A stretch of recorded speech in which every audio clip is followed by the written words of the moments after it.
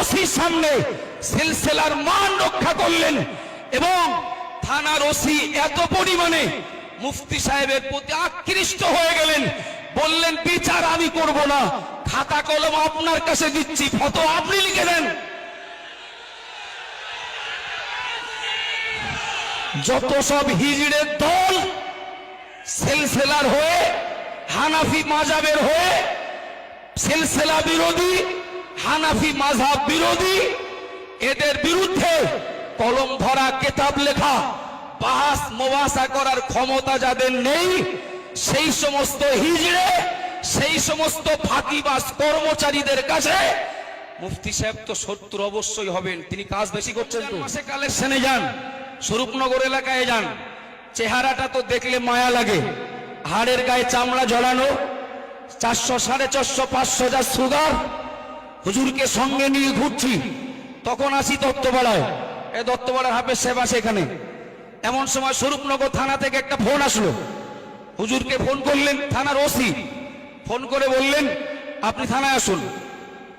এ ঘটনা আপনারা কেউ জানেন না, তবে যদি আমি একটু পরিষ্কার করি, মুফতি সাহেব হুজুরের প্রতি অন্তত আমাদের ভক্তি বাড়বে। আর যারা সিলসিলা বিরোধী, মাযহাব বিরোধী, তাদের কলিজায় আগুন লাগবে। থানার ওসি মুফতি সাহেব হুজুরকে ফোন করলেন, আপনি একটু আসুন। তো আমাকে হুজুর বললেন বিষয়টা তো খুব স্পর্শকাতর, আচমকা আমাকে থানায় যেতে বলছেন, কি করা যাবে? আল্লাহ সাক্ষী, আমি এতগুলো মিডিয়ার সামনে বলছি, এবং যে গ্রামের ঘটনা, সে গ্রামের মানুষ হয়তো লাইভে থাকতে পারেন। হুজুর বললেন যে আমি যাব, বিরোধীদের সঙ্গে একটা বৈঠক হবে থানায়, তারা সংঘবদ্ধ, এবং মুফতি সাহেব হুজুরের পক্ষে হুজুর একা, আর সঙ্গে যদি আমি যাই, আমি আর মৌলানা আব্দুল মাতিন ছিল সে। এখন যখন বাতিল শক্তি কথায়, যুক্তিতে, দলিলে কোনোভাবে যখন পারে না, তখনই তো তারা শক্তি প্রয়োগ করে। কথা ঠিক না ভুল?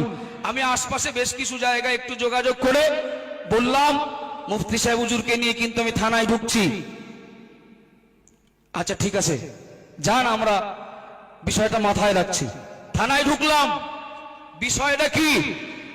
হাফেজ শামসুর রহমান হুজুরের জমিকেও দখল করে নিচ্ছিল, মুফতি সাহেব হুজুরের ভিটে বাড়িকেও দখল করে নিচ্ছিল।